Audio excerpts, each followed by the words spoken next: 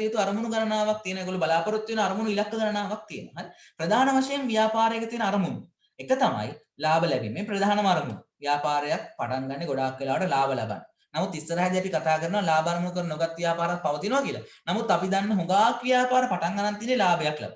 අනිත් පැත්තට තමයි ඒකේ පාරිභෝගිකයෝ, ඒකේ දේවල් පාවිච්චි කරන කට්ටිය, ඒකෙන් දෙයක් ලබාගෙන යන කට්ටිය, පරිභෝජනය කරන කට්ටිය, අන්න ඒගොල්ලෝගේ තෘප්තිය ඉහළ නැංවීම දැක්විය හැකියි. තෘප්තිය ඉහළ නැංවීම. අපි කඩයක් දානවා නම් ඒ කඩේ ලාභ ලබා ගන්න වැඩිපුර ලාභයක් ගන්න එක මම කඩයක් දානවා නම් සිල්වර් බඩු කඩේ මගේ ප්‍රධාන අරමුණ තමයි මම කරන කාර්යභාරය තමයි ඔයගොල්ලෝගේ අවශ්‍යතා හා උමනා ඉටු කරන එක. කඩේට එන මිනිස්සුන්ට කෑම බීම ඒගොල්ලෝ ඇඳුම් විකුණනවා නම් ඇඳුම් මේ දේවල් ආහාර පාන මේ දේවල් ලබා දීලා මිනිස් අවශ්‍යතා හා උමනා සපුරන. ඒක තමයි ප්‍රධාන කාර්යභාරය. ඒක පටලවා ගන්න එපා. ඒ කාර්යභාරය ඉෂ්ට කරනකොට මගේ හිතේ අරමුණු කීපයක් තියෙනවනේ. මට හිතෙනවා ව්‍යාපාරයේ ලාභ වැඩි කරන්න ඕනේ. මම ඒක ඉලක්ක කරගෙන ඒකත් එක්ක කටයුතු කරනවා. ව්‍යාපාරයේ ලාභය වැඩි කර ගැනීම සඳහා මම කටයුතු කරනවා. නම් ව්‍යාපාරයක මූලිකම අරමුණක් තමයි ලාභ ලැබීම. ලාභ ලබන එක සහ ඕක වැඩි කර ගන්න මිනිස්සු උත්සාහ කරනවා. අනිත් පැත්තට මම ලාභ ලබන්නේ පාරිභෝගිකයට භාණ්ඩ හා සේවා අලෙවි කරලානේ. ඉතින් භාණ්ඩ හා සේවා කියන දේ මොකක්ද කියලා පල්ලෙහාදී කතා කරනවා. ඒ භාණ්ඩ හා සේවා කියන දේ ඔය මිනිස් අවශ්‍යතා සපුර ගන්න යොදා ගන්න දේවල් ඕවා. අවශ්‍යතාව වුණා සපුර ගන්න යොදා ගන්න දේවල්. හරි. ඒ වගේ දේවල් ඒ භාණ්ඩ හා සේවා ලබා දීලා පාරිභෝජනය කරන පාරිභෝගිකයා තෘප්තිමත් වෙන එක. එයා ඒක ගැන සැටිස් වෙනවා කියලා කියන්නේ තෘප්තිමත් වෙන්න ඕනේ. එයා ඒක ගැන සතුටු වෙන්න ඕනේ. ඒක ගත්තාම එයාට හිතෙන්න නරකයි. අනේ මම මේ ගානට මේක ගත්තේ අපරාධයි. මීට වඩා වෙන තැනකින් ගන්න තිබ්බා. එහෙම හිතෙන්නේ නැති වෙන්න එයාගේ තෘප්තිය උපරිම අගයකට අරන් යන්න උත්සාහ කරනවා. ඒකත් ව්‍යාපාරයක ප්‍රධානම අරමුණ. ඒතර ඔයගොල්ලෝ මතක තියාගන්න ඕන දෙයක් තමයි ව්‍යාපාරයක දැකිය හැකි අරමුණු අතරින් ඒගොල්ලෝ ප්‍රධානම නැත්තම් මූලිකම අරමුණු දින ප්‍රධාන වශයෙන් ළඟා කරගන්න බලාපොරොත්තු වෙන අරමුණු ඒත් එක්කම ඒගොල්ලෝ මේ ප්‍රධාන අරමුණු ලබා කරගත්තට පස්සේ ඊට අමතරව තවදුරටත් ළඟා කරගන්න බලාපොරොත්තු වෙන අරමුණු කීපයකට තිබීම හැකියාවක් තියෙනවා. එහෙම තියෙනවා ව්‍යාපාරවල. ඔයගොල්ලන්ටත් එහෙමනේ ජීවිතේ. ප්‍රධානම අරමුණු කවදා හරි දවසක උතනින් එක්කෙනෙක්ට ලංකාවේ හොඳම ගණකාධිකාරීවරයෙක් කියලා ලංකාවේ ඉහළම ව්‍යාපාරයක වැඩ කරන එක වෙන්න පුළුවන්. නමුත් නැත්තම් තව කෙනෙක් උතන කොමර්ස් කරලා ඊළඟට A level වලට සයන්ස් කරලා ලංකාවේ ඉන්න හොඳම විශේෂඥ වෛද්‍යවරයෙක් වෙන එක වෙන්න පුළුවන් ප්‍රධානම අරමුණ. ඒ අතරතුරේ යනකොට ඔයගොල්ලෝ තව අරමුණු නැද්ද?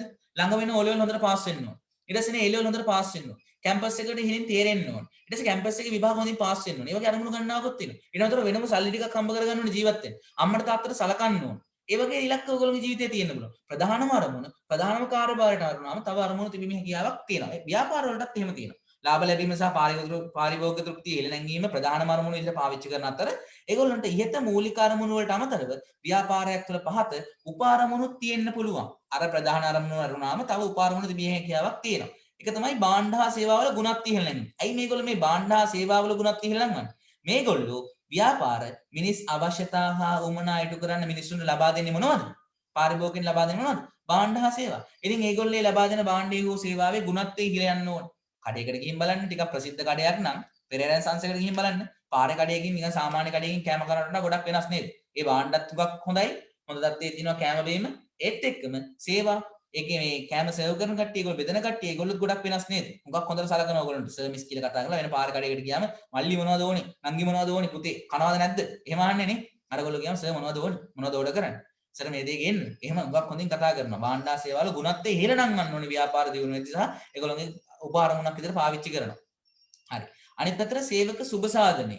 කියන්නේ ව්‍යාපාරයේ ඉන්න සේවකයන්ගේ සුබ සාධනය සිද්ධ කරන්න. නැත්නම් මේ මිනිස්සුන්ට සාර්ථකව ජීවත් වෙන්න අවස්ථාවක් ලබා දෙන එකත් මෙන්න මේ ව්‍යාපාරවල උපාරමුණ. මොකද සේවකයා දියුණුව නොවතින් සේවකයා සතුටින් සේවය කරොතින් මේ ව්‍යාපාරයට දියුණු වෙන හරි ලේසි. සේවකයෝ ගොඩාක් වෙලාවට වැඩ වර්ධන නැත්නම් උද්ඝෝෂණ කරලා දන්නවනේ පාරවල් වලට බහලා පඩි වැඩි කරන්න කියලා කියනවා. ඒගොල්ලෝන්ගේ උසස් වීම ලබා දෙන්න කියලා කියනවා. කාවරේ අයින් කරොතින් යාව ආපහු ගන්න කියලා කියනවා. ඔයගේ දේවල් වෙන්නේ නැහැ. සේවකයා හරියට සතුටින් ඕක ඇතුලේ ඉන්නවනම් ව්‍යාපාරය ඇතුලේ ඉන්නවනම්. ඒතකොට ව්‍යාපාරයට නිකම්ම දියුණු වෙන්න පුළුවන්. ඒ වගේ දේවල් නිසා ව්‍යාපාරයක් වුණාම ප්‍රධාන වශයෙන් ලාභ ලැබීමයි පාරිභෝගික තෘප්තිය ඉහළ නැංවීමයි කියන දේ බලනවා වගේම භාණ්ඩ හා සේවාවල ගුණත් ඉහළ නංවන එක, සේවක සුබ සාධනය සිද්ධ කරන එක, නව රැකියාවක් නෙවෙයි රැකියාව හොඳේ. නව රැකියා බිහි කිරීම. අලුත් රැකියා නිෂ්පාදනය කරලා දෙනවා කාටද? මේ සමාජයට. ඒකත් ව්‍යාපාරික අරමුණක්. Taman රැකියා නිර්මාණය කරාම Taman රටේ දල දේශීය නිෂ්පාදනයේ දල ජාතික ආදායමට. ඔක ඒ ලෙවල් වලදී කියලා දෙනවා මම ලොකු දෙයක් නෙමෙයි.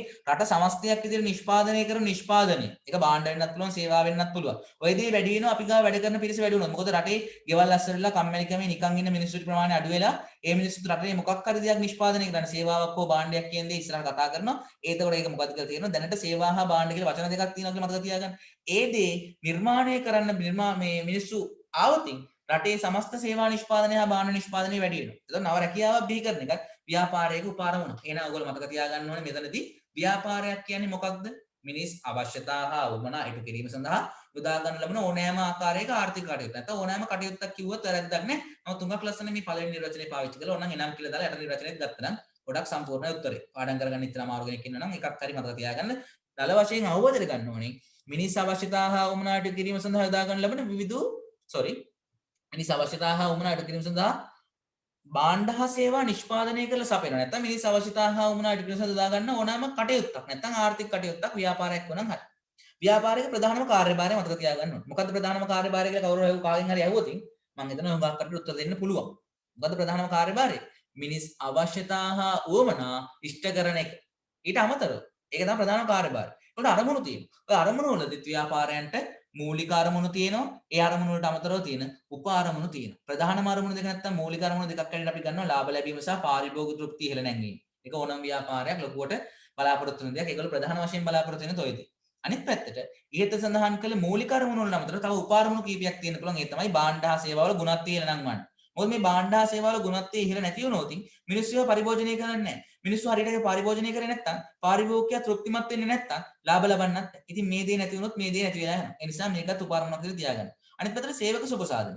සේවකයෝ ව්‍යාපාරයේ හරියාකාරයෙන් සුබසාධනයෙන් මේ මිනිස්සුන්ට යහපතක් වෙනවා නම් මේ මිනිස්සු ව්‍යාපාරය හොඳට රැඳෙනවා නම් ව්‍යාපාරයට හිතවත් විදිහට ව්‍යාපාරයේ සේවකයෝ කටයුතු කරනවා නම් මේ මිනිස්සුන්ට හුඟක් අක්‍රමිකතා මඟහැරව ගන්න පුළුවන්. ව්‍යාපාරයේ හිතවත් සේවකයෝ ව්යාපාරයෙන් සල්ලි හොරකම් කරන්නේ නැහැ. බඩු හොරකම් කරන්නේ නැහැ. ව්‍යාපාරයේ රහස් පිටට දෙන්නේ නැහැ. ඒ වගේ දේවල් නිසා ව්‍යාපාරය හුඟක් හොඳින් දියුණු වෙලා ලොකු ලාභයක් ලබන්න පුළුවන්. ඒතකොට මේක උපාරමුණක් විදිහට තියාගන්න. නව රැකියාව බිහි කරාම මේ හුඟක් දුර රැකියාව බිහි කරනකොට රජයෙන් උනත් මේගොල්ලන්ට සහනයක් දෙනවා. මේ මිනිස්සු රටේ ඉන්න සේවා වියුක්තිකයෝ කියලා අපි කියනවා. රස්සාවල් නැති කට්ටිය සේවා නියුක්තිකයෝ කියලා කියනවා අපි රස්සාවල් තියෙන කට්ටිය. සේවා වියුක්තික සහ සේවා නියුක්තික කියලා අපි කියනවා.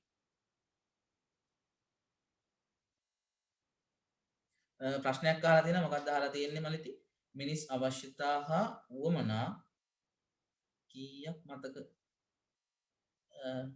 කියක් හරි උත්තර දීලා තින්නේ මොකක් හොඳයි හරි හරි ඊට පස්සේ මේ කාර්ය දීලා තිනවා මොකක් හොඳයි එක ළමෙක් ඉන්නවා පන්තියේ මේ අහන ප්‍රශ්න වලට උත්තර පුළුවන් විදිහට මැසේජ් කරනවා. ඉතින් අනිත් අයටත් ඒක පුළුවන් පාවිච්චි කරන්න. මැසේජ් කරන්න කතා කරනකොට ඔක්කොම ඉන්න පිරිස කතා කරොත් ගැටලුවක් නිසා මේ විදිහට මැසේජ් කරනවා හොඟක් හොඳයි. ඒතකොට එයා පාඩම පිළිබඳ අවබෝධයෙන් ඉන්නවා කියලා මම දන්නවා. අවධානයෙන් ඉන්නවා කියලා දන්නවා. ඉතින් එහෙම අවස්ථාවක් තියෙනවා. ඒක Tamanටම තව හොඟක් හොඳයි. ඉතින් පුළුවන් කට්ටිය ඒ දේ පාවිච්චි කරන්න. එහෙම මැසේජ් නොකරත් කමක් නැහැ. කට්ටිය හොඳයි හොංකම් දීගෙන දිගට මේ පන්තිට සහභාගී වෙලා වැඩ කොටස කරගන්න නම් ගැටලුවක් නැහැ. හරි.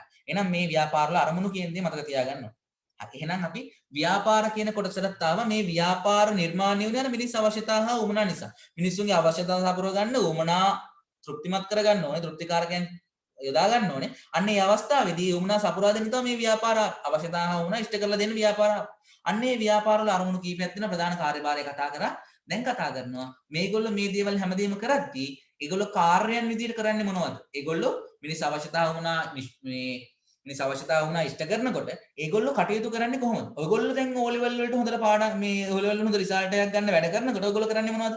පාඩම් කරනවා, ගුරුවරු උගන්වන දේ හොඳට අහගන්නවා, ඒවා ආයෙ නෝට් හදා ගන්නවා, හදා ගන්නවා, ෂෝට් නෝට් හදනවා, නිතර පාඩම් කරනවා, ඔය වගේ විවිධාකාරයේ වැඩ කරනවා. ඉතින් ඒ වගේම මේ ව්‍යාපාරත් මිනිස් අවශ්‍යතා හා උවමනා ඉෂ්ට කරන්න ගියාම විවිධ කාර්යයන් කරනවා. අංක 1 නිෂ්පාදනය මම ඒක රතු කරලා තියෙනවා. මොකද මේ යටතේ මේ කාර්යයන් වලින් මේ නිෂ්පාදනය කියන එක මම ආපහු පොඩ්ඩක් කතා කරනවා.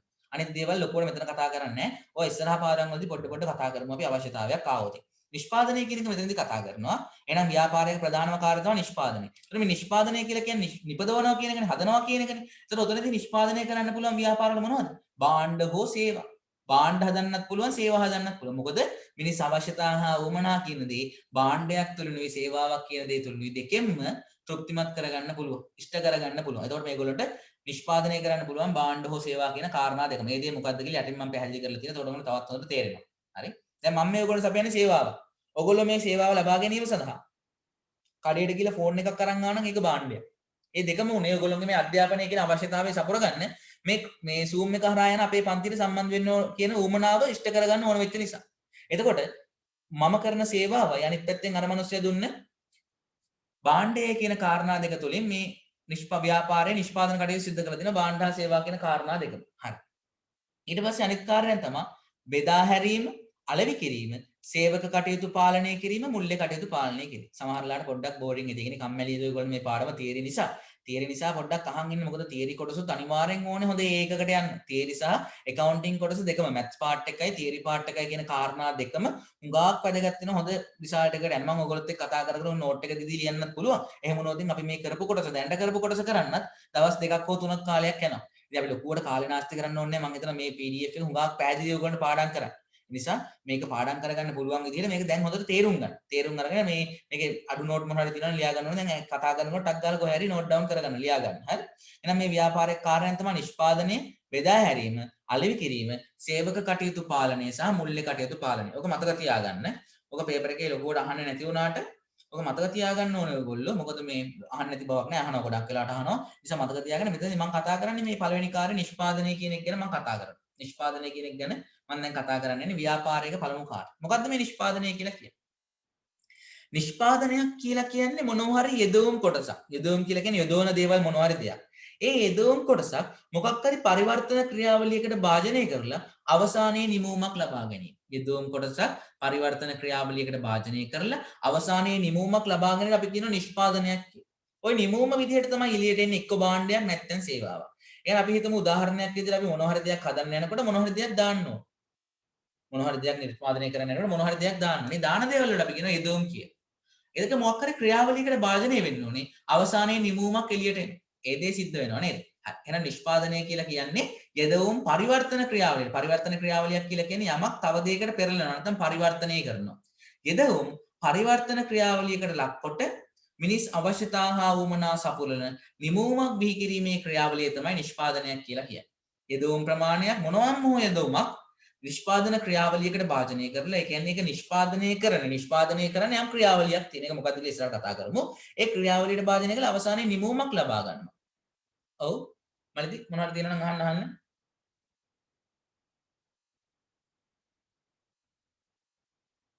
ඔව් ගැටලු නෑනේ.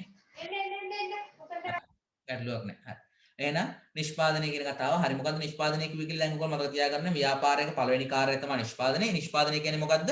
යෙදවුම් පරිවර්තනීය ක්‍රියාවලියකට භාජනය කරලා මිනිස් අවශ්‍යතා හා වුමනා සපුරන නිමවුමක්. අන්තිමේට නිර්මාණය වෙලා එළියට එන දෙයක්. නිමවුමක් බිහි කිරීමේ ක්‍රියාවලිය නිෂ්පාදනය නම් හඳුන්වන්නේ. නිෂ්පාදනයක මූලික අරමුණ වනුයේ මිනිස් අවශ්‍යතා හා වුමනා සපුරා දීම. මේක අනිවාර්යෙන් මතක තියාගන්න ඕනේ. මේක අනිවාර්යෙන් මතක තියාගන්න ඕනේ. ඒ වගේ තමයි මෙතන මේ කාරණාවත් අනිවාර්යෙන් මතක තියාගන්න ඕනේ. මොකද්ද? ව්‍යාපාරයක ප්‍රධාන කාර්යභාරය මිනිස් අවශ්‍යතා වුමනා සපුරාලීම සඳහා ක්‍රියාත්මක වීම. ඒක කාර්යභාරයේ ව්‍යාපාරය. ඒ ව්‍යාපාරවල පළවෙනි කාර්යය වෙන්නේ නිෂ්පාදනය කියන දේදී ඒකේ මූලික අරමුණ මොකක්ද? මිනිස් අවශ්‍යතා හා වුමනා සපුරාලන එක. මේ එක වගේ දේවල් වගේ දැනෙන්න ඇති ඔයගොල්ලන්ට. නමුත් මම හිතනවා මම කියලා දෙන ප්‍රමාණ විදිය ප්‍රමාණවත් කියලා ඔයගොල්ලන්ට. ආපහු මේ ටියුට් එක බලද්දී මාතෘකාව යටතේ ලස්සන ලියලා තියෙනකොට ඕක පාඩම් කරගත්තම පාස් පේපර්ස් ටික අපි ඉස්සරහට කතා කරාම ඔයගොල්ලෝ මේ ප්‍රශ්න මහ ලොකු ප්‍රශ්න නෙවෙයි. O level වල ඒක කියන්නේ මහ ලොකු දෙයක් නෙවෙයි. හුඟක් ඈත තියෙන දෙයක් නෙවෙයි කියලා තේරෙවි. හුඟක් ඈත තියෙන දෙයක් නෙවෙයි O level එක. හුඟක් ළඟ තියෙන්නේ. හරි පාරේ ගියේ නැත්තම් ඒක හුඟක් ඈතට යනවා කියන දේ මතක තියාගන්න. හරි? එහෙනම් නිෂ්පාදනයේක මූලික අරමුණ වෙන්නේ මිනිස් අවශ්‍යතා හා වුමනා සපුරා දීමයි. ඕවා මතක තියාගන්න ඕන පොයින්ට්. මේ නිෂ්පාදනයක් කරනවා කියලා කියන්නේ යෙදවුම් ප්‍රමාණයක් පරිවර්තන ක්‍රියාවලියට භාජනය කරලා නිමවුමක් නිර්මාණය කිරීම. ඒ නිමවුම නිර්මාණය කරන්න මිනිස් අවශ්‍යතාව වුණා ඉටු කරන්න නැත්තම් සපුරාලන්න. අන්න ඒ දේ කරන එක තමයි මිනිස් අවශ්‍යතාව වුණා සපුරාලා දෙන එක තමයි නිෂ්පාදනයේක ප්‍රධාන කාර්යභාරය. හරි? ඔයගොල්ලන්ට ගැටලු තියෙනවා නම් අහන්න පුළුවන්. මියුට් ටයිම් කරලා කතා කරලා ගැටලු තියෙනවා නම් අහන්න. මම ලොකු කාලයක් අපි මේ පාඩම දැන් මාසයක් වගේ කාලෙකින් ඉවර කරන්න නම් ලොකු සිලබස් එකක් තියෙනවා. පාඩම් 12ක සිලබස් එකක්. ඒකයි මේ තරමක වේගයකින් යන්නේ. නමුත් මගෙත් එක්ක මුලින් නම් පන්ති හිටපු ළමයි දන්නවා මේක නෙමෙයි මගේ වේගය මේ අවස්ථාවට ගැලපෙන විදිහට වේගය අරන් තියෙන්නේ. මේ වේගය ගොඩක් වැඩි නම් ඒත් අර වේගයට හරි කමක් නැහැ කියලා අපි මාස ගාන වැඩි කරලා හරි ඕගොල්ලෝ මම මේක කියලා දෙන්නම්. ඒත් නොමිලියම තමයි හොඳේ. 10 කොටස සම්පූර්ණයෙන්ම නොමිලිය තමයි යන්නේ ඔයගොල්ලෝ. හරි. එහෙනම් මේ කාර්යභාරය කියන එක මතක තියාගන්න. නිෂ්පාදනයේක මූලික අරමුණ හොඳේ. අරමුණ තමයි මිනිස් අවශ්‍යතාව වුණ සපුරා. හරි. එතන මම කිව්වා මෙතන මේ නිෂ්පාදනය කියන්නේ යෙදවුම් පරිවර්තන ක්‍රියාවලියකට භාජනය කරලා නිමවුමක් හදන එක කියලා. මිනිස් අවශ්‍යතාව වුණා සපුරන්න පුළුවන් නිමවුමක් හදන එක කියලා. ඉතින් මොකද්ද මේ පරිවර්තන ක්‍රියාව? යෙදවුම් කියන දේ ඔයගොල්ලෝ දන්නවා. යොදවන දේ අමුද්‍රව්‍ය කියලා අපි කියනවා ඔකට. නිමවුම කියලා දේ කියන දේත් අපි දන්නවා. අන්තිමේට එළියට එන දේ. කියන්නේ මිනිස් අවශ්‍යතාව වුණා ඉටු කරගන්න පාවිච්චි කරන්න පුළුවන් දේ තමයි නිමවුම. හරිද? හරි. පොඩ්ඩක් මියුට් කරගන්නව. පොඩ්ඩක් මියුට් කරගත්තත් කමක් නැහැ. ප්‍රශ්න තියෙනවා නම් ඕන්ලායින් අහන්න. හොඳයි ගැටලුවක් නැහැ. මියුට් එක අයින් කළා. ඕන්ලාගේ ප්‍රශ්න අහන්න කිසිම ප්‍රශ්නයක් නැහැ. නමුත් අර නිකම්නේ මියුට් එක නැතුණත් ප්‍රශ්න හොඳයි ඒක හොඳයි. එහෙනම් මේ නිෂ්පාදනය කියන්නේ මොකද්ද? ඒකේ මූලික අරමුණ මොකද්ද මතක තියාගන්න ඕනේ. මම හිතනවා තේරුණත් කියලා තේරුම් නැත්නම් අහන්න. දැන් යමු නිෂ්පාදන ක්‍රියාවලිය. අපි මේ කතා කරන්නේ ව්‍යාපාරික කාර්යන වල පළවෙනි අවස්ථාව. ඕකේ නිෂ්පාදන ක්‍රියාවලියක් කියන්නේ මොකක්ද? නිෂ්පාදන ක්‍රියාවලියක් කියන එක පහත පරිදි ප්‍රධාන කොටස් තුනකින් අපිට දක්වන්න පුළුවන්. නැත්නම් මෙන්න මේ මම අඳලා තියෙන රූපසාරණ විදිහට අර යෙදවුමක් නිමවුමක් බවට පරිවර්තනය කිරීමේ ක්‍රියාවලිය වෙච්ච නිෂ්පාදන ක්‍රියාවලිය මෙන්න මේ විදිහට පෙන්වන්න කරන්න පුළුවන්. කොහොමද? යෙදවුම් තියෙනවා. යෙදවුම් තියෙනවා. යම් පරිවර්තන ක්‍රියාවලියක් තියෙනවා. ඒ කියන්නේ මේ යෙදවුම පරිවර්තනය කරන යම් ක්‍රියාවලියක් තියෙනවා. ඊට පස්සේ කවුරු නිර්මාණය වෙනවද? නිමවුම කියන එක්කෙනා නිර්මාණය වෙනවා. එහෙනම් යෙදවුම පරිවර්තන ක්‍රියාවලියකට භාජනය කරලා නිමවුමක් ලබා ගන්න පුළුවන්. මෙන්න මේක තමයි සම්පූර්ණ නිෂ්පාදන ක්‍රියාවලිය. එහෙනම් කවුරු ඇහුවොත් ව්‍යාපාරයක් කියන්නේ මෙන්න මේක. මිනිස් අවශ්‍යතා හා උවමනා සපුරාලීම සඳහා භාණ්ඩ හා සේවා නිෂ්පාදනය කිරීම සැපීම ආශ්‍රිත සියලුම කටයුතු නැත්නම් ආර්ථික කටයුතු ව්‍යාපාර.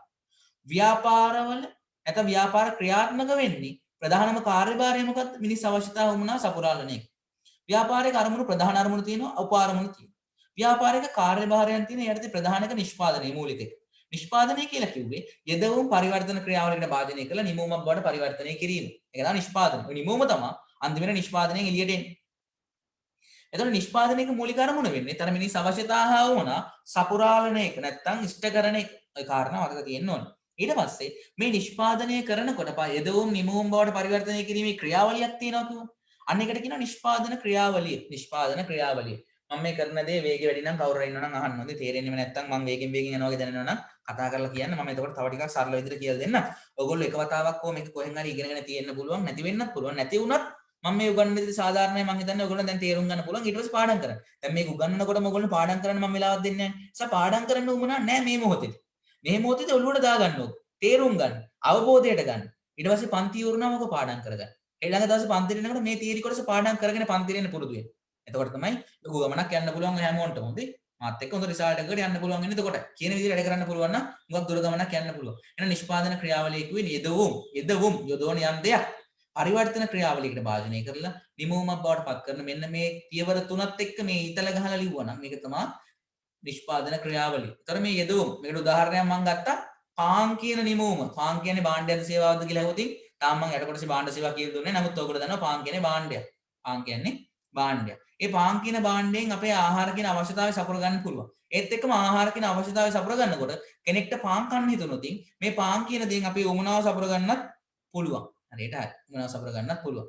උදාහරණයක් විදිහට මේ පාන් කියන නිමවුම නිර්මාණය වෙන්නේ මොන වගේ පරිවර්තන ක්‍රියා නැත්නම් නිෂ්පාදන ක්‍රියාවලියක් තුළින්ද කියලා අපි කතා කරමු. පාන් කියන්නේ නිෂ්පාදනයේ අවසානයේ නිමවුමනේ. මේ නිමවුම හැදෙන්නේ යෙදවුම් කීපයක් ඇවිල්ලා යම් පරිවර්තන ක්‍රියාවලියකට භාජනය වෙලා තමයි නිමවුම නිර්මාණය වෙන්නේ. එහෙනම් මොකද්ද යෙදවුම්? පාන් හදන්න දාන දේවල් තමයි යෙදවුම්. අපි මෙතන පාන් නැතුව නිමවුම වල වෙන දෙයක් ගත්තොත් ඒ දේ හදන්න දාන දේ තමයි යෙදවුම් කියලා කියන්නේ. පාන් හදන්න ඕනේ ඔයගොල්ලෝ දන්නවද දන්නේ තිරිඟු පිටි. ඔයගොල්ලෝ පාන් පිටි කියලා කියන්නේ. ඔන්නෝ තිරිඟු පිටි කියලා දාග ඇත්තනම. තිරිඟු වලින් තමයි පිටි ගන්නෙ. ඒ කියන්නේ තිරිඟු පිටි. තිරිඟු පිටි ඕනේ පාන් හදන්න. ලුණු ටිකක් තියෙන්නත් ඕනේ. ලුණු නැතුව කැම හදුවොත් හරිම රස පොඩ්ඩක් අතර නැහැ නේද? ලුණු දානවා කොහොමද පාන් වලට? මොකද ලුණු ඕනේ. අනිත් පැත්තට වතුර ජලය ඕනේ. ඊස්ට් කියලා දෙයක් දානවා. ඊස්ට් කියන්නේ පිපුම් කාරකයක්. පාන් ගෙඩිය පිපිලා ඉන්නේ ලස්සනට ඔය ඊස්ට් දාන නිසා තමයි. හරි. එහෙනම් අපි පාන් හදන්න යොදවනවා තිරිඟු පිටි, ලුණු, ජලය, ඊස්ට්. හරි මේක නිකන් දල වශයෙන් මතක තියාගන්න. ඔයගොල්ලෝ පාන් හදන දේ නිවේදනය කරන්න යන්නේ. කොමර්ස් වලදී මේ නිෂ්පාදන ක්‍රියාවලියක යොදවන විදිහට ගන්න නැත්නම් යොදවන දේ මොනවද කියලා දැන් තේරුම් ගන්න මොනවා නිමවන්නද? පාන් කියන නිෂ්පාදනය. මිනිස් අවශ්‍යතාවයක් වෙච්ච ආහාර සපුර ගන්නකොට කාර්යයේ පාන් කියන උමනාවෙන් ඒ ආහාර කියන අවස්ථාව සපුර ගන්න ඕනෝතින් ඒ පාන් කියන නිෂ්පාදනය හදාගන්නේ කොහොමද නැත්නම් නිෂ්පාදන ක්‍රියාවලිය කොහොමද? යෙදවුම් තියෙනවා තිරිඟු පිටි, ලුණු, ජලය සහ ඊස්ට්. පරිවර්තන ක්‍රියාවලියක් තියෙනවා. මුලින්ම මොකද කරන්නේ? තිරිඟු පිටි, වතුරයි, ඊස්ට්, ලුණු ඔය ඔක්කොම කලවම් කරලා පිටි මිශ්‍රණය හදාගන්නවා. පිටි මිශ්‍රණය හදාගන්නවා. ඊට පස්සේ පාන් වල යම් බර ප්‍රමාණයක් තියෙනවනේ. පාන් රාත්තලක් කියලා කියන්නේ ග්‍රෑම් 455ක් නේද? 455කට ආසන්න ප්‍රමාණයක්.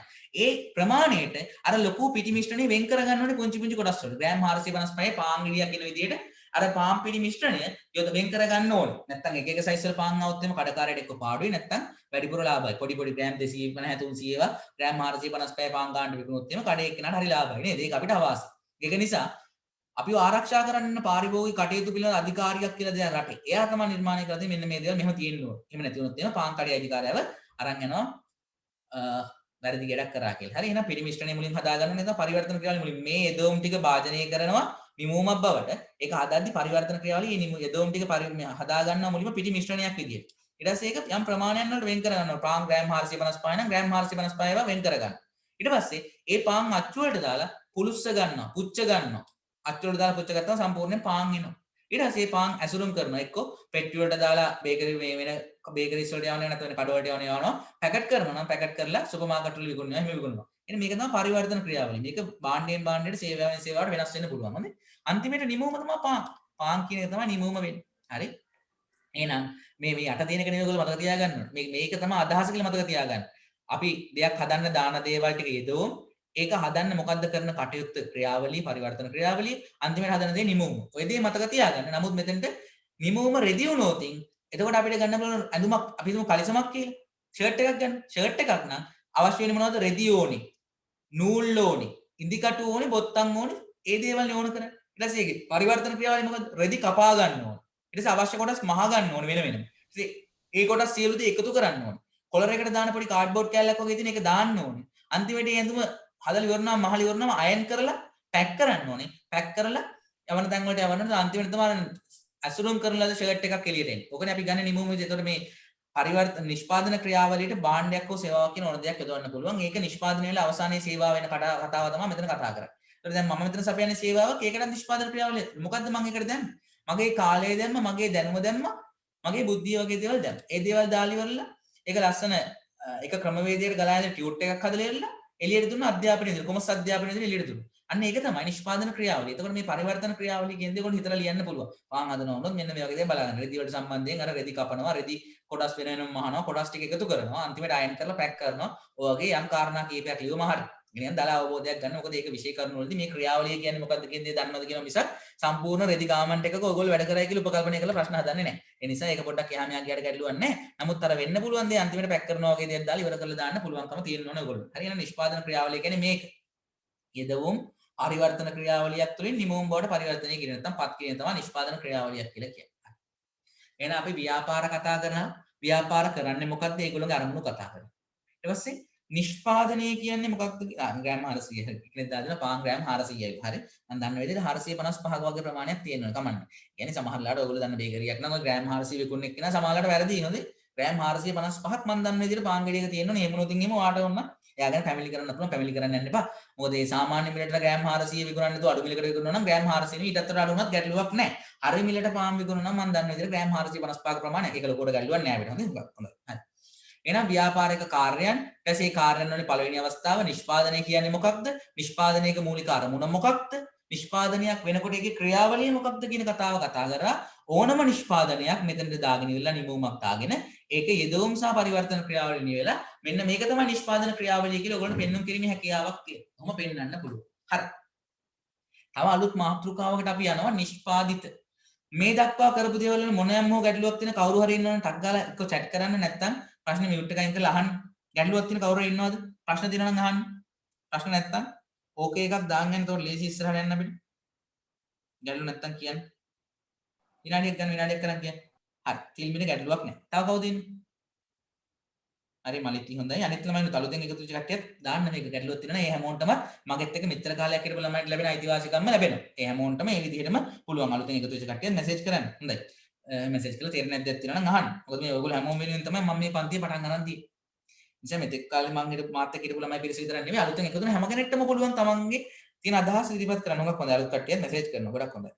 තේරෙන්නේ නැති කට්ටිය ඉන්නවා කියන මම ආය මුලින් නම් උනත් කියලා දෙන්න. වෙලාව ඔයගොල්ලෝගේ මගේ දෙන්නගේම අරගෙන. එහෙම නැත්නම් අපිට මෙතනින් ලස්සන ඉස්සරහට යන්න පුළුවන්. හරි හොඳයි. හරි. එහෙනම් අපි කතා කරමු අලුත් මාතෘකාවක්. නිෂ්පාදිත. මේ එකිනෙකක් එකකට එකක් සම්බන්ධයි. ව්‍යාපාර ගැන පොඩ්ඩක් කතා කරද්දී ඔය ව්‍යාපාරයක් කරන්නේ මොකක්ද? කාර්යභාරය. ඒගොල්ලෝගේ ප්‍රධාන අරමුණ මොනවද? උපාරමුණ මොනවද? ඒගොල්ලෝ කටයුතු කරන්නේ කොහොමද? ඒ දේ කතා කරමු. ඊට අපි අලුත් මාතෘකාවක් ගන්න නිෂ්පාදිත කිය. මොනවද මේ නිෂ්පාදිත කියලා කියන්නේ? නිෂ්පාදිතයක් කියලා කියන්නේ නිෂ්පාදිතයක් කියලා කියන්නේ මම ස්ක්‍රීන් එක අයින් කරා මම ඔයාලට විස්තර කරලා ඊට පස්සේ නෝට් එකට යමු. නිෂ්පාදිතයක් කියලා කියන්නේ අපේ ගාව තියෙන අර ජීව විද්‍යාත්මකව අරන් ආපු නැත්නම් උප්පත්තියෙන් අරන් ආපු අවශ්‍යතා කියන දේවලුයි ඒ අවශ්‍යතා සපුර ගන්නකොට යොදා ගන්නා විවිධ ස්වරූපයන් නැත්නම් තෘප්තිකාරකෙන් වෙච්ච උවමනා කියන දේවලුයි සපුරන්න පුළුවන් නැත්නම් ඉෂ්ට කරන්න පුළුවන් ඕනම දෙයකට අපි කියනවා නිෂ්පාදිතයක් කියලා. අපිට තියෙන අවශ්‍යතා හා උවමනා කියන ඕනෑම දෙයක් සපුරන්න පුළුවන් ඕනෑම දෙයක් අවශ්‍යතා හා වුණා ඉෂ්ට කරන්න පුළුවන් ඕනම දෙයක් තියෙනවා නම් ඒකට අපි කියනවා නිෂ්පාදිතයක් කියලා. එතකොට මේ පාන් කියන්නේ ආහාර කියන අවශ්‍යතාවය සපුරන්න පුළුවන්. නැත්නම් ආහාර කියන අවශ්‍යතාවය ගන්න කෙනෙක්ට පාන් කන්න ඕන කෙනෙක්ට පාන් කියන උවමනාව සපුරන්න පුළුවන් දෙයක් තමයි පාන්. එතකොට ඔයගොල්ලෝ දන්නවා මේ අවශ්‍යතාව උවමනා කියන දේ සපුරන්න පුළුවන් නම් පාන් නිෂ්පාදිතයක්. එතකොට පාන්, බනිස්, කේක්, රුලම් විස්කෝතු, යලි විස්කෝතු ඒ ඕන දෙයක් අපේ උවමනා මේ නිෂ්පාදිතයට ගන්න පුළුවන්. එතකොට අපි ලස්සනට දැන් මේම කියන් ගියොත් එimhe කෝටි ගණක් වුණත් දේවල් කියන්න පුළුවන් නිෂ්පාදිතයේදී. එතකොට අපි මේ දේ සරලව පුංචි කාරණා තුනක් යටතේ කතා කරමු. එකක් තමයි භාණ්ඩ.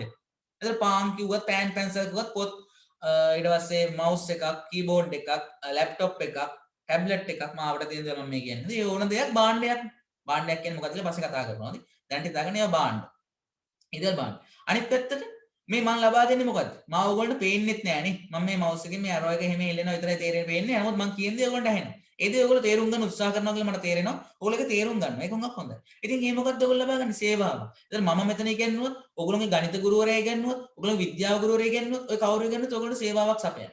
ඔයගොල්ලෝ බැංකුවකට ගියොත් ඉතින් එතනත් තමයි ඔයගොල්ලෝ සේවාවක්. රක්ෂණ ආයතනයකට එතන සේවාවක්. ඉතින් සේවාවක් සපයලා ඔයගොල්ලන්ට අවශ්‍යතාව වුණා සපුර ගන්න පුළුවන්. එහෙනම් භාණ්ඩ හා සේවා කියන දෙකට අවශ්‍යතාව වුණා සපුරන්න පුළුවන්. එතකොට අපි කිව්වොත් නිෂ්පාදිත කියන්නේ මිනිස් අවශ්‍යතා හා වුණාට කරන ඕනෑම යමක් කියලා. අනිවාර්යෙන් ඒක ඇතුලේ ඔය භාණ්ඩ කියන දේ තියෙනවා. මොකද එයාට පුළුවන් මිනිස් අවශ්‍යතා වුණා සපුරන්න. සේවා කියන දේ තියෙන්න ඕනේ. මොකද එයාට පුළුවන් මිනිස් අවශ්‍යතා වුණා ඉෂ්ට කරන්න සපුරන්න. අනිත් පැත්තට තවත් පුංචි කාරණාවක් ගන්න. ඔයගොල්ලෝ මේක දන්නවද නැද්ද දන්නේ නැහැ. නමුත් තව පුංචි දෙයක් නිෂ්පාදිත ගණයට ගන්න ඔය භාණ්ඩ සේවා කියන දෙයට අමතරව කවුරු හරි දන්නවනම් ටක් ගාලා මැසේජ් එකක් දාන්න. භාණ්ඩ සේවා වලට අමතරව නිෂ්පාදිත වලට ගන්න දේ දන්න කෙනෙක් ඉන්නවනම් මැසේජ් එකක් දාන්න ටක් ගාලා. පුංචි දෙයක් කවුරුද දන්නේ නැද්ද? භාණ්ඩ සේවා වලටම නිෂ්පාදිත වලට ගන්නවා දෙයක්. අදහස් කියන දේ. අදහසත් යම් පැත්තකට හරියට හරි තිල්මි දාලා දෙන අදහස් කියන එකක් හොඳයි. භාණ්ඩ සේවා හා අදහස් කියන තුනම තමයි නිෂ්පාදිත කියලා කියන්නේ. භාණ්ඩ සේවා සහ අදහස්. එහෙනම් නිෂ්පාදිත කිව්වේ මොකද්ද? මිනිස් අවශ්‍යතා හා වුණා සපුරාලීමේ හැකියාවක් ඇති ඕනෑම යමක් නිෂ්පාදිතයක් නමින් හඳුන්වනවා. කියන්නේ මොනෑම දෙයක් අපි දන්නවා නම් ඒ දෙයට අපේ තියෙන අවශ්‍යතාවයක් හෝ වමනාවක් ඉෂ්ට කරන්න පුළුවන් නම් එයා නිෂ්පාදිතයක් කියලා නම් කරන්න පුළුවන්. ඒ නිෂ්පාදිත ප්‍රධාන කොටස් තුනකට කඩන්න පුළුවන් භාණ්ඩ. ඒතර ඔයගොල්ලෝ තේරෙන්න ඕනි පෑන් පැස්සල් පොත් මොනවාවත් භාණ්ඩ. ඒතර මම මෙතනට භාණ්ඩ කින්දී කතා කරනවා. එතකොට භාණ්ඩ කින්දී හොඳට තේරෙනවා. අනිත් පැත්තට මේ ස්පර්ශ කරන්න බැරි දෘශ්‍යමාන වන්නා වූ භෞතික ප්‍රඥා නැති දේවල් සේවා කියන දෙත් තියෙනවා. මේ අදහස් ගැන ලොකුවට කතා කරන්න යන්නේ නැහැ. නමුත් ඔය අදහස් කියන දේත් ගොඩාක් වැදගත් වෙනවා. ව්‍යාපාර වලට සමහර වෙලාවට ලොකු වටිනාකමකට අදහස් විකුණන පාර්ශව ඉන්නවා. එහෙනම් ඒගොල්ලෝ ඇඩ්වර්ටයිස්මන්ට් එකක් දානකොට කොහොමද ඇඩ් එක දාන්න ඕන කියලා අදහස් දෙන්න වෙනම ආයතන ඉන්නවා. ඒගොල්ලෝ භාණ්ඩයක් වෙළඳපොළට ඉදිරිපත් කරනකොට කොහොමද මේ භාණ්ඩය ඉදිරිපත් කරන්න ඕනේ? මොන පාර්ශවයෙන්ද වෙළඳපොලේ ඉන්න අඩු ආදායම්ලාභීන්ද, මධ්‍ය ආදායම්ලාභීන්ද, වැඩි ආදායම්ලාභීන්ද ටාගට් කරන්න ඕනේ. ගැහණු කට්ටියද ගැහණු පාර්ශවයද ටාගට් කරන්න ඕනේ, පිරිමි පාර්ශවයද ටාගට් කරන්න ඕනේ, ළමයින්වද ටාගට් කරන්න ඕනේ, තරුණ කට්ටියද ටාගට් කරන්න ඕනේ. ඔය වගේ අදහස් දෙන වැදගත් අදහස් දෙන පාර්ශවයන් වෙනම ඉන්නවා. ඉතින් ඒගොල්ලොත් අර මිනිස් අවශ්‍යතාව වුණා ඉෂ්ට කරනවා. එතකොට මිනිස් අවශ්‍යතාව වුණා ඉෂ්ට කරන්න පුළුවන් ඕනෑම දෙයකට අපි නිෂ්පාදිතයක් කියලා කියනවා. ඒ නිෂ්පාදිත තමයි භාණ්ඩ, සේවා සහ අදහස්. ඔය කාරණා තුන තමයි නිෂ්පාදිත ගණයට අයිති වෙන්නේ. එතකොට නිෂ්පාදිතයක් යන කුමක්ද කියලා ඇහුවොත් මිනිස් අවශ්‍යතාව වුණා සපුරාලීමේ හැකියාව ඇති ඕනෑම යමක් නිෂ්පාදිතයක්. ඒ නිෂ්පාදිත ප්‍රධාන කොටස් තුනයි භාණ්ඩ, සේවා, අදහස්. යනාදී දැක්කිය හැකි. ඔය දේ මතක තියාගන්න. තේරුනේ නැති කවුරු වෙනනම් අහන්න. මිනිස් අවශ්‍යතාව වුණා ඉටු කරන්න පුළුවන් ඕනෑම දෙයක් නිෂ්පාදිත. මේ මාතෘකා කීපයක් අපි වෙන වෙනම සාකච්ඡා කරන් යනවා. ව්‍යාපාර කේන්ද්‍රය නිර්මාණය වුණා. ඒකත් එක්ක පවතින ඒ පසුබිම තමයි මේ කතා කරන්නේ. හරි? එහෙනම් නිෂ්පාදිත කියන්නේ මේ තුන. හරිද? ඒ යටතේ තියෙන භාණ්ඩ. මුලින් ඉඳන් භාණ්ඩ කියලා මම ගොඩාක් සැර කතා කරා. මොකද්ද මේ භාණ්ඩයක් කියන එක දැන් කතා කරමු. ඔය භාණ්ඩයක් කියලා කියන අපි කියවනේ මෙතනදී මිනිස් අවශ්‍යතාව වුණා ඉටු කරන්න පුළුවන් ඕනෑම දෙයක් නිෂ්පාදිත කියලා. ඉතින් ඒ ඇතුලේ භාණ්ඩ තියෙනවා නම් මෙයාට අනිවාර්යෙන් මොකක් කරන්න පුළුවන් වෙන්න ඕනේද? මිනිස් අවශ්‍යතාව වුණා ඉෂ්ට කරන්න පුළුවන් වෙන්න ඕනේ අනිවාර්යෙන්. මෙයාට අනිවාර්යෙන් මිනිස් අවශ්‍යතාව වුණා ඉෂ්ට කරන්න පුළුවන් වෙන්න ඕනේ. එහෙනම් අපි මේ නිර්වචනය මම දාලා තියෙනවා. මේක මතක තියාගන්න උත්සාහ කරන්න. මේක අවබෝධය වලට අරන් කටපාඩම් නැතුව ඒක මතක තියාගන්න. එතකොට උඹ ක්ලේසියෙන් මේක කරන්න පුළුවන්. ඔය භාණ්ඩයක් කියන්නේ මෙහෙම දෙයක්. අපි හිතමු පෑනක් කියන්නේ මං කියන භාණ්ඩයක් කියලා. අපිට පෑන පේනව නේද? ඔයගොල්ලෝ ලියන නිල් පෑන ඔයගොල්ලන්ට පේනවා. ඒක දෘශ්‍යමානයි කියලා අපි කියනවා පේන නිසා. දෘශ්‍යමානයි. يعني දකින්න පුළුවන්. දෘශ්‍ය වෙනවා. දෘශ්‍ය කියලා පේන කියලා කියන්නේ. පේනවා කියන එක දෘශ්‍ය කියලා කියන්නේ. දෘශ්‍යමාන වීම. දෘශ්‍යමානයි පේනවා. අනිත් පැත්තට ඔයගොල්ලන්ට පෑන අල්ලන්න බැරිද? පුළුවන්. පෑන අල්ලන්න ඔයගොල්ලෝ ලියන්නේ. ස්පර්ශ කරන්න පුළුවන් කියලා අපි ඒකට කියනවා. දෘශ්‍යමාන වන්නා වූ ස්පර්ශ කළ හැකි වූ. ඒත් එක්කම භෞතික පැවැත්මක් ගන්නවා.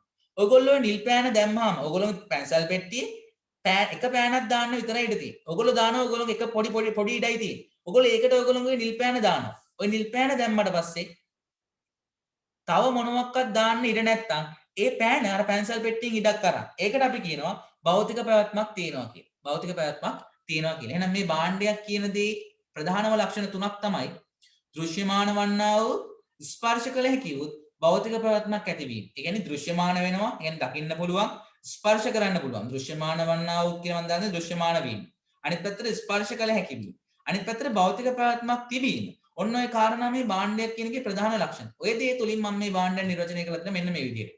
දෘශ්‍යමාන වන්නා වූ, ඒ කියන්නේ දකින්න පුළුවන් වූ, ස්පර්ශ කළ හැකි වූ භෞතික පැවැත්මක් ඇති මොනවා ඉෂ්ට කරනද? මිනිස් අවශ්‍යතා හා උවමනා සපුරාලන ඕනෑම දෙයක් භාණ්ඩයක්. කියන්නේ ස්පර්ශ කරන්න පුළුවන් භෞතික පැවැත්මක් තියෙන දෘශ්‍යමාන වෙන මිනිස් අවශ්‍යතා හා උවමනා ඉටු කරන්න පුළුවන් ඕනෑම දෙයකට අපි කියනවා භාණ්ඩයක් කියලා. තව ටිකකින් මේ මීටින් එක කැන්සල් වෙවි. අර ලින්ක් එකෙන්ම අපහු එන්න ඕගොල්ලෝ. හරි. එතකන් මේක ඉන්නෝනේ කැන්සල් වුණා මම එතකොට ඔය ලින්ක් එකෙන් එන්න පුළුවන්. හරි. එහෙනම් භාණ්ඩයක් කියන දේ නිර්වචනය මතක තියාගන්න. දෘශ්‍යමාන වන්නා වූ, ස්පර්ශ කළ හැකි වූ භෞතික පැවැත්මක් ඇති මිනිස් අවශ්‍යතා වුණා සපුරලන ඕනෑම දෙයක් භාණ්ඩයක් නමින් හඳුන්වනවා. එහෙනම් භාණ්ඩයක් කියන්නේ අන්නේ ඒදී කාරණා කීපයක් තිබ්බා. දෘශ්‍යමාන වෙන්න ඕනේ, දකින්න පුළුවන් වෙන්න ඕනේ, ස්පර්ශ කළ හැකි වෙන්න ඕනේ, කියන්නේ අල්ලන්න කරන්න පුළුවන් වෙන්න ඕනේ, සහ අවකාශයේ ඉඩක් ගන්න ඕනේ. අවකාශය කියලා කියන්නේ මේ අපේ අපිට තියෙන දේ. එතන පෑන තිබ්බොත් එතනින් වෙන දෙයක් තියන්න බැරි වෙන්න ඕනේ. එතනින් පොතක් තිබ්බොත් වෙන දෙයක් තියන්න බැරි වෙන්න ඕනේ. එයා ඉඩක් ගන්න ඕනේ අවකාශයේ. එහෙම ඉඩක් ගන්නවා නම් එයාට අපි කියනවා සේවාවක් කියලා. භාණ්ඩ සේවාවක් නෙවෙයි භාණ්ඩයක්. හරි? පොඩ්ඩක් පැටලුණා. භාණ්ඩයක් නිසා සේවාවක් නෙවෙයි, ස්පර්ශ කළ හැකි වූ භෞතික පැවැත්මක් ඇතිවොත් දෘශ්‍යමාන වන්නා වූ මිනිස් අවශ්‍යතා